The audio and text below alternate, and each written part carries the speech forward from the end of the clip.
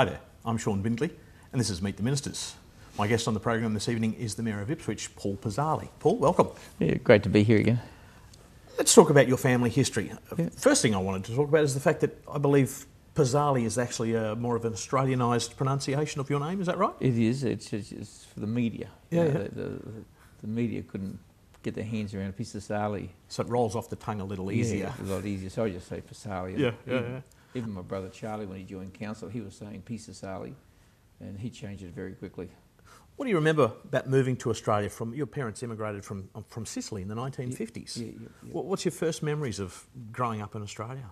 Well, I was born in Australia. Yep. My brother was about 4 or 5 when he arrived. I can remember being on a farm at Riverview and jumping over beans because Mum and Dad had a little bean farm, and I can remember jumping over beans, and I don't remember much more than that until I went to school. So But I understand that your father followed a very stereotypical course, and that he began cane cutting here in Australia as one of his first jobs. That was the norm in those days. If you were a doctor, Dad was the chief of police in Sicily, and you come to Australia, they don't have any recognition of any qualifications. So you're the chief of police, you can be a cane cutter. Oh, you're a doctor, you can be a cane cutter. So no matter what migrant came over, they became cane cutters. And it's a little bit like what's happening now. The Indian community, taxi drivers. I think what you find, a lot of the migrants do the jobs that Australians don't want to do. Yeah. So What do you remember about that time? Do you remember it being a frustrating time for your parents? yeah, I do remember very difficult, especially at school when heading to school and having to do English assignments, going home and. Because your parents didn't even speak English. No, they couldn't speak English, and it was very difficult, going back to school and you haven't done your English assignment. So they've got all nuns there and the Sisters of Mercy, which I've nicknamed the Sisters of No Mercy.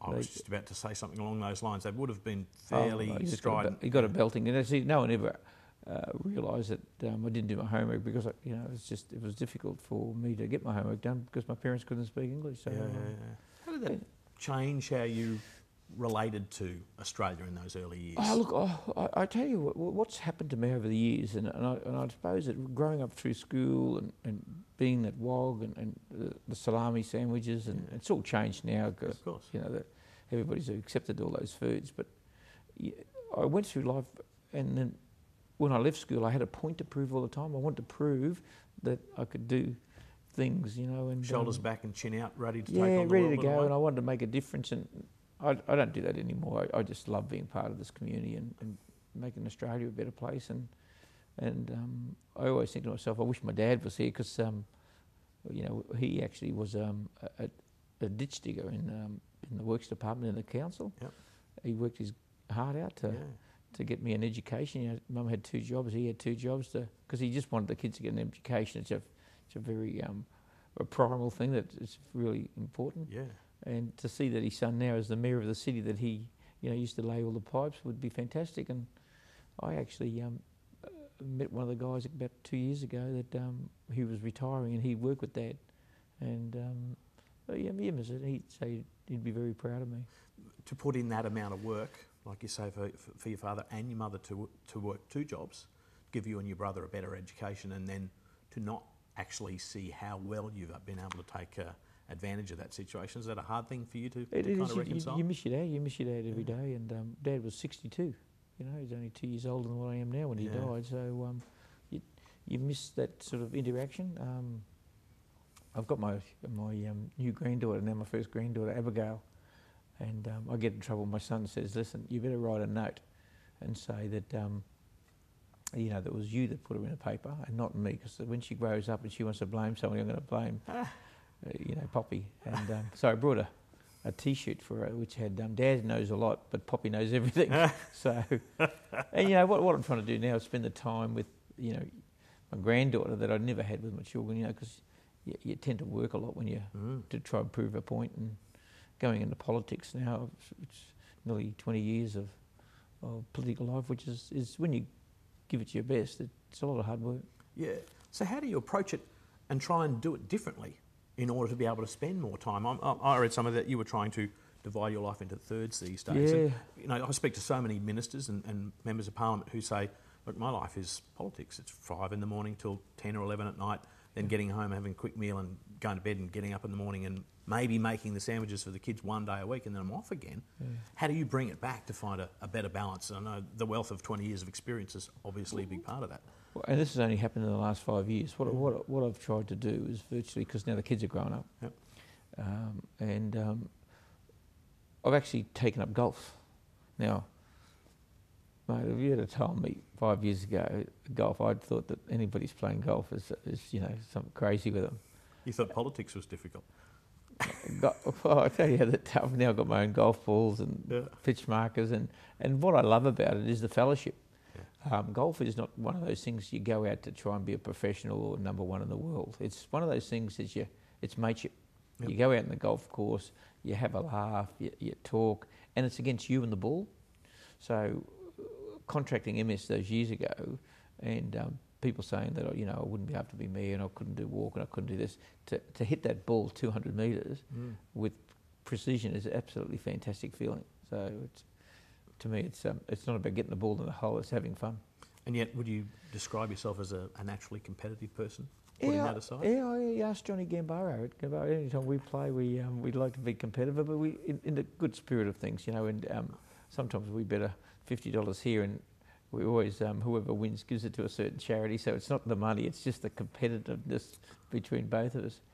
But like what people got to understand about a political life is that you work during the daytime. At night time is when the community organisation wants you, the weekends. So you really don't have a day off. And you don't have holiday pay, you don't have sick pay. And it was really funny that the pay tribunal came out last week, and you won't believe it, they dropped my salary. Now, show me where in Australia, imagine if I was an employer and I went all to my staff, congratulations, you've worked hard all year, guess what I'm going to do? I'm going to drop your salaries. And I just can't understand it, some local government. So, with people in politics, everybody says, he's a politician, he shouldn't earn any money. But that people forget you've got your same bills to pay. In actual fact, you've got more, because every time you go to a function, guess what? You've got to buy more raffle tickets and you've got to make the donation, because otherwise people expect it of you. So there's a certain school of thought out there that we get what we pay for, and we get the politicians that we allow ourselves to be able to afford. And if in order to get the best talent, we should be paying them what they're worth. I agree with that. I agree. But, to me, that when I went into politics, I didn't do it for the money. Yeah. I actually wanted to make a difference. Yeah. And seeing the results of Ipswich, a city that had a high crime rate, high unemployment, now is leading the country. The people in the Gold Coast were asking me, how do we fix the Gold Coast? The government of Thailand rang me last week and said, look, we're having difficulty with the flood recovery. What you've done in Ipswich is amazing. Can you help us? And so this week I've got a presentation that I'll be doing on teleconferencing with the government in Thailand to help them. So, it's amazing how life takes twists and turns, isn't it? It does. Yeah. And I think that, as a community,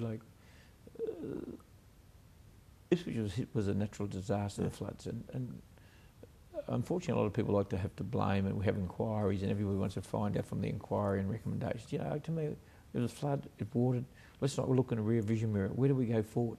Let's not create a blame game.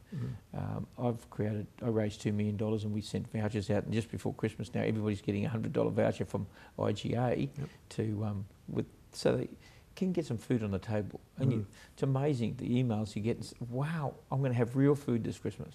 So people don't realise that people out there that are struggling. And it's the key thing is to make sure that people feel they're not alone. And I think that me, you, all of us, we get depressed some days. Everybody thinks, there's Paul, he's always bubbly. Yeah, I am. Only because I don't want to show that I feel the anguish and feel the depression. And when you're dealing with, people's problems day in, day out, it gets to you. It gets to you because you start to feel, with them. It's very easy to look at the situation post-floods. I mean, it's nearly a year now. To think that cosmetically, things are a lot better than they were. And yet, if you drive off the main roads, drive further into the suburbs, take a drive down to Goodna one day along the river there, and you find out that the recovery is actually still progressing, and in some cases nowhere near as quick as people would like it. No, all the things that I've got control of has been very infrastructure. We're way ahead of that. Looking after the people, doing what we can. Where we've been let down is the insurance companies, right? The length of delays. Like, if you miss your payments or your premiums, you know, within 7 days they cancel your premium, and yet they can take months and months and months and months to even come and inspect or give you the money.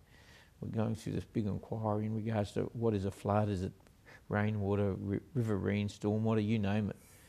It's not about that. It's about making sure that the same values and the same principles, that they're there to protect Australians. And that's what insurance companies got to do. Not about profits for your shareholders, because I know no matter what definitions they come up, guess what they're going to do? They're just going to look at your premiums. They're just going to skyrocket. They'll never lose out. They've got to put in those policies compassion and care for people. Simple as that. You're watching Meet the Ministers. We'll be back after the break.